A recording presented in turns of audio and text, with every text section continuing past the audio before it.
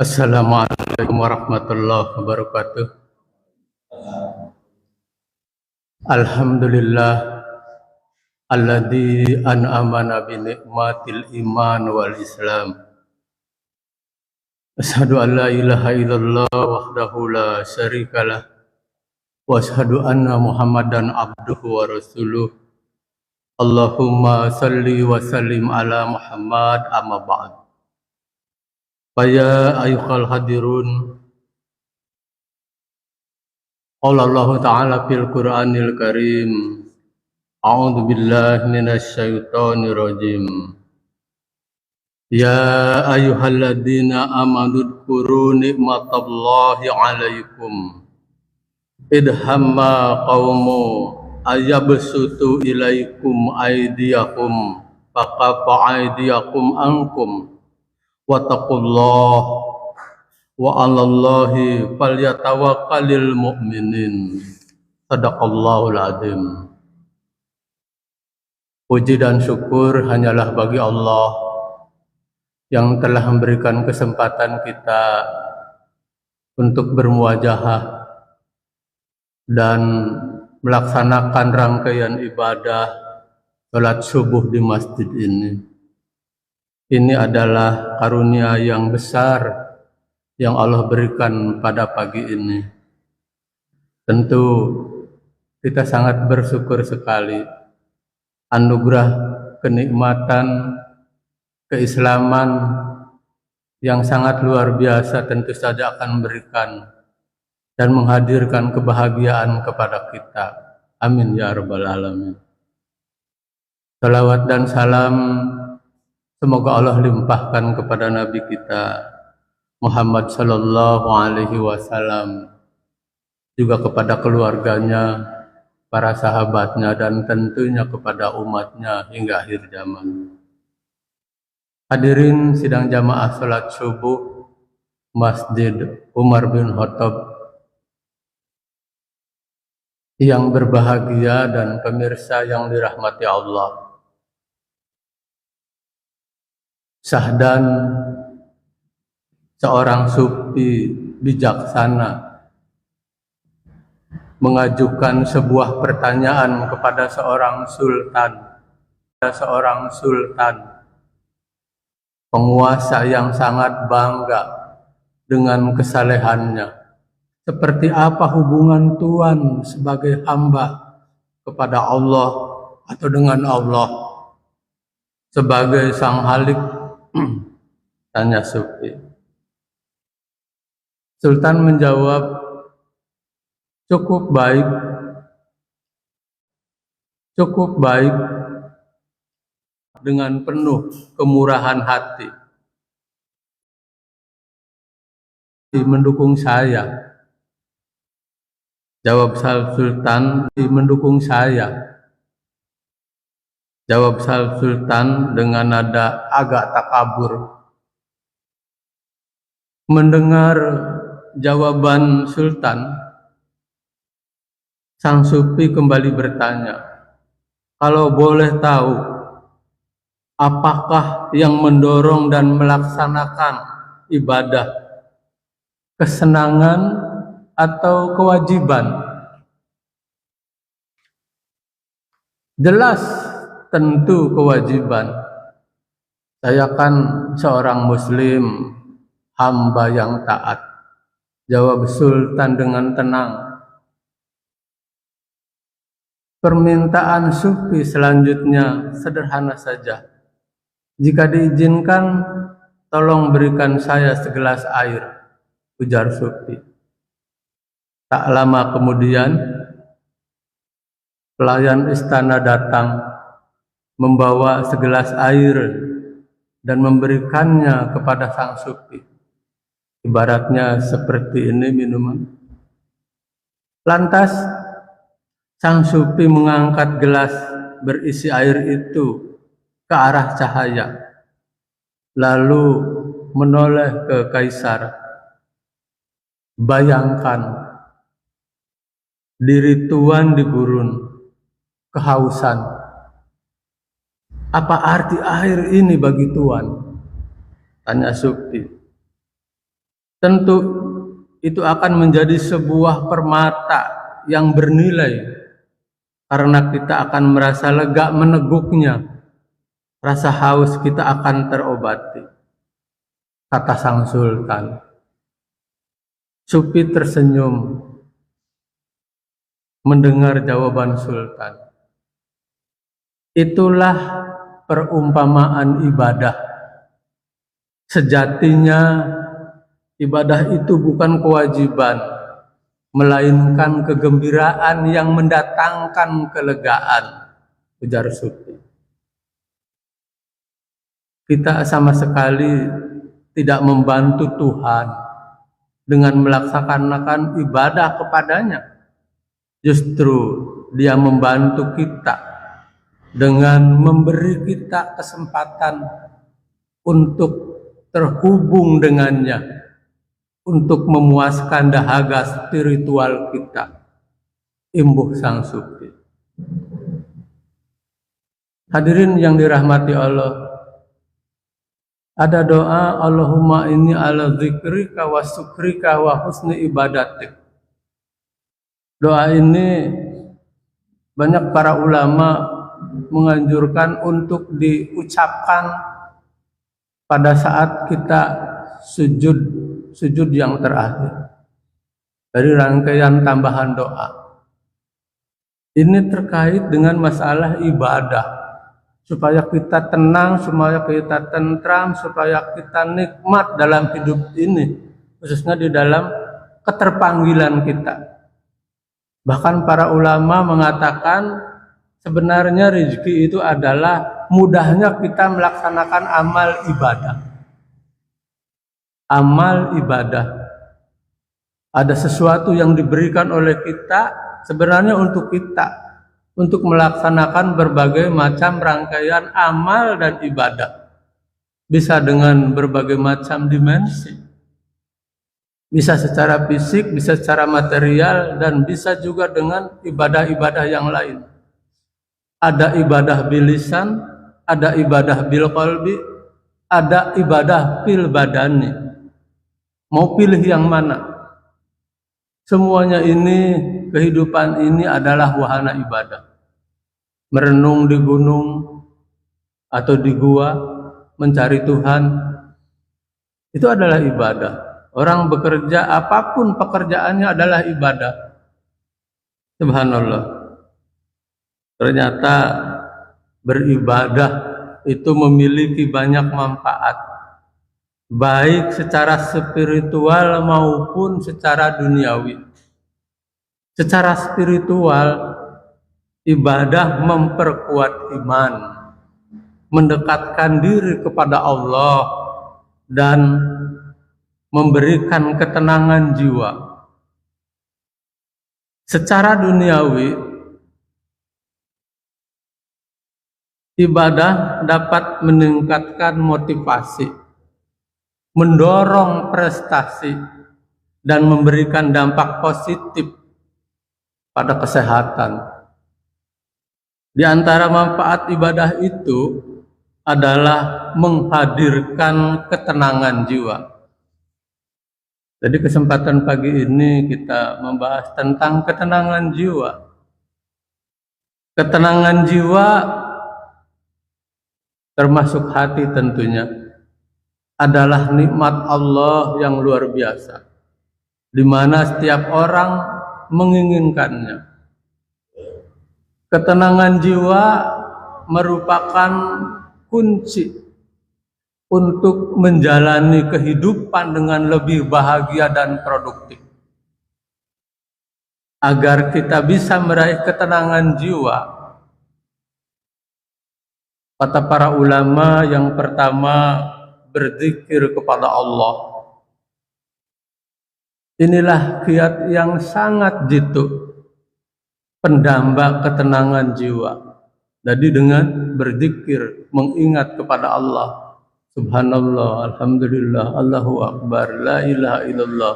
Ucapkan selalu dalam diri kita. Sedang bekerja mungkin, atau apapun yang memungkinkan kita sempat itu berzikir. Tidak selalu dengan menggunakan tasbih, baik yang manual maupun yang elektronik. Sebanyak-banyaknya, nggak usah dihitung. Jadi tidak ada obat yang lebih mujarab selain zikir kepada Allah. Untuk menggapai ketenangan jiwa ini, Allah berfirman di dalam Al-Quran surat Ar-Ra'd ayat 28. A'udzubillahi minasyaitonirrajim. Alladzina amanu wa tatma'inul qulubuhum bidzikrillahi ala bidzikrillahi tatma'inul qulub. Orang-orang yang beriman dan hati mereka menjadi tentram dengan mengingat Allah. Ingatlah, hanya dengan mengingat Allah lah hati menjadi tentram. Hadirin yang dimuliakan Allah, pemirsa yang budiman, hidup tidak selamanya berjalan sesuai dengan harapan kita. Kadang kita harus menghadapi permasalahan yang mendatangkan kegundahan dan juga mendatangkan kecemasan. Bagi orang yang bergaul dalam tingkat global, persoalan global kemanusiaan terletak pada salah satu tokoh dari Yunani yang mengatakan bahwa keadilan tertinggi di dunia ini adalah ketidakadilan tertinggi di dunia ini. Jadi kalau kita melihat berbagai macam kejanggalan hidup dalam tingkat global, sebut saja perlakuan global terhadap saudara-saudara kita di Palestina, yang jelas-jelasnya itu adalah genosid. Ada beberapa puluh warga negara di dunia berkumpul yang sekarang sedang melakukan semacam demo, mengarak berjalan dari satu negara ke negara yang lain untuk mendukung kemerdekaan Palestina. Dan jelas-jelasnya itu melakukan berbagai macam pelanggaran di Palestina, harkat dan martabat manusia, dengan ajaran Talmud, dengan genosid, pembantaian yang sungguh luar biasa, kekejian yang luar biasa terjadi di Palestina. Apakah itu tidak menghadirkan permasalahan dalam diri orang yang terlibat dengan pemikiran global? Itu adalah masalah. Kita juga menghadapi persoalan lokal kenegaraan. Kemudian kita juga dihadapkan pada masalah keluarga kita, lingkungan sosial kita, bahkan mungkin diri kita yang terancam kesehatan, yang terancam jabatannya, yang digulirkan posisinya, atau mungkin kehilangan popularitas. Bisa jadi jiwa menjadi terguncang, hati terasa sumpek dan galau, bete kata anak muda. Goncangan dalam jiwa bisa menyeret kepada keadaan lepas kendali kita. Sangat berbahaya. Kecemasan, rasa takut, kecewa, ketidaktenangan bisa menggiring seseorang pada sikap kalap, bahkan sampai kita ini atau seseorang menghabisi nyawanya sendiri karena menghadapi sejumlah permasalahan. Karena itu kita membutuhkan formula yang pas untuk menghadirkan ketenangan, untuk menghadirkan kegembiraan, untuk menghadirkan semangat yang membara dalam jiwa kita. Itulah kita punya semangat untuk berzikir, nikmat, menenangkan, membahagiakan, dan tidak goyah dengan berbagai macam ujian. Ini merupakan kata kunci ketenangan bagi muslim yang ingin merasakan ketenangan jiwa. Jadi betapa pentingnya ketenangan jiwa. Kadangkala seseorang harus mencari kebahagiaan lewat jalan yang salah, lewat jalan yang keliru, bahkan tidak terperhitungkan apa-apa yang akan terjadi akibatnya. Bukan kebahagiaan yang didapatkan, justru kesengsaraan demi kesengsaraan yang bertubi-tubi akibat kesalahan memilih jalan. Makanya bagi kita Allahumma hdinas shiratal mustaqim itu bukan doa yang ecek-ecek atau doa yang sembarangan. Kita itu minta petunjuk kepada jalan yang lurus, sirat, dan jalan yang benar. Itu ucapkan selalu dalam doa kita. Yaitu ada yang ingin bahagia dengan datang ke diskotik, menenggak minuman keras, nyekek botol, lek, sampai menggunakan obat-obatan terlarang. Itu jalan yang keliru, itu jalan yang sesat. Jelas-jelasnya itu tidak diizinkan dan tidak diridhoi oleh Allah Subhanahu wa Ta'ala. Orang yang berusaha untuk selalu ingat kepada Allah Subhanahu wa Ta'ala akan mendapatkan bimbingan dalam menata kehidupan menjadi lebih baik. Ketika kita tengah berada dalam ketakutan, kita berzikir dalam bentuk menyebut ta'awudz, a'udzubillahi minasyaitonirrajim, memohon perlindungan kepada Allah. Ketika kita melakukan perbuatan dosa, kita beristighfar, astagfirullahaladzim, memohon ampun kepada Allah. Ketika kita mendapatkan kenikmatan, kita mengucapkan hamdalah, alhamdulillahi rabbil alamin. Demikian seterusnya.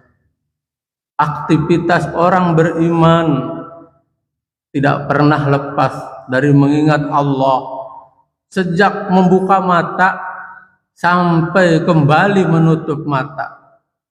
Itu syariatnya. Cuma persoalannya, apakah kita ini mampu, apakah kita ini bisa? Masalahnya, godaannya, gangguannya sangat-sangat luar biasa. Ada aja yang melalaikan, ada yang melenakan. Entah WA-an, entah musik, entah apapun yang memungkinkan hidup ini menjadi lalai.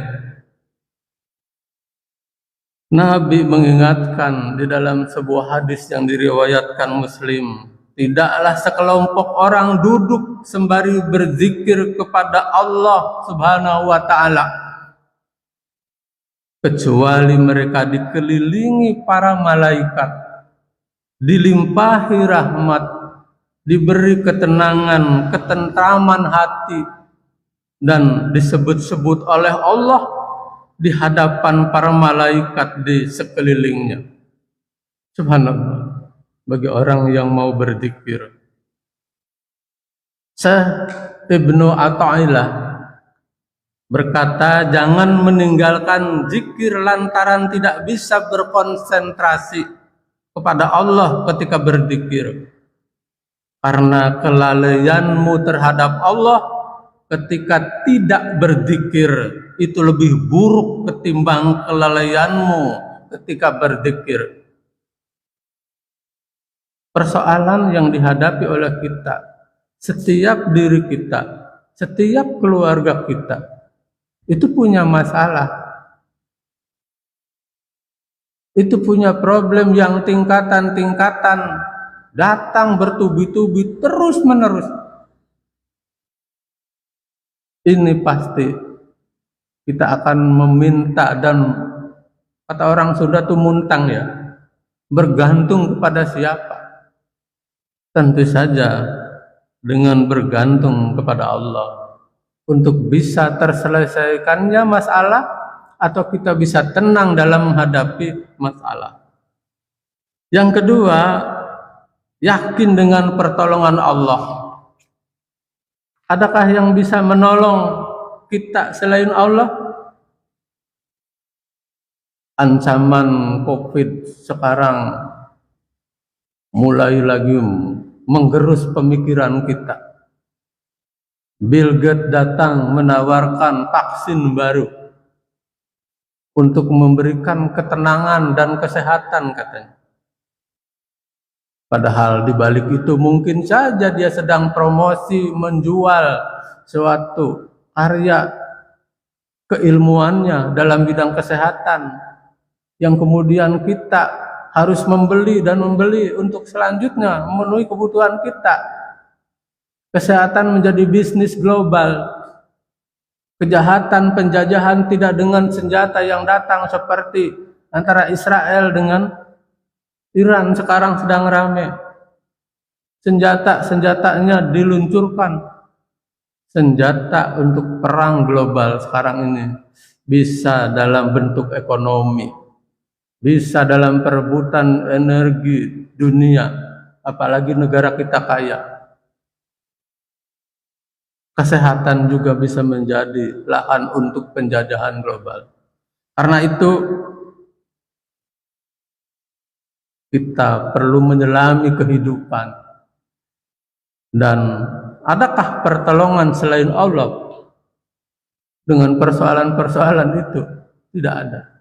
Hanya Allah yang akan memberikan pertolongan kita. Kita semua harus yakin dengan pertolongan Allah. Hanya kepada Allah kita memohon bantuan dan pertolongan untuk semua hajat kehidupan kita. Di dalam Al-Quran surat Al-Fatihah kan kita selalu mengungkapkan Iyyaka na'budu wa iyyaka nasta'in. Tentu ini merupakan sesuatu yang harus kita pikirkan juga di dalam menghadapi persoalan hidup ini. Hanya kepada Allah kita memohon dan untuk membantu semua penentu persoalan yang kita hadapi dalam kehidupan kita. Yakinlah jika meminta pertolongan kepada Allah, pasti Allah akan menurunkan pertolongannya kepada kita. Sesulit apapun itu keadaan, bagi kita sebagai seorang muslim harus yakin dengan adanya pertolongan Allah. Yakin dengan pertolongan Allah akan membuat kita menjadi tenang. Allah berfirman di dalam Al-Quran yang artinya, wahai orang-orang yang beriman, ingatlah nikmat Allah yang diberikan kepadamu ketika suatu kaum bermaksud hendak menyerangmu dengan tangannya. Lalu Allah menahan tangan mereka dari kamu. Bertakwalah kepada Allah dan hanya kepada Allah lah hendaknya orang-orang beriman itu bertawakal. Al-Quran surat Al-Ma'idah. Pemirsa yang dirahmati Allah, ayat ini turun berkenaan dengan seorang bernama Gauras bin Haris yang hendak membunuh Rasulullah Shallallahu Alaihi Wasallam.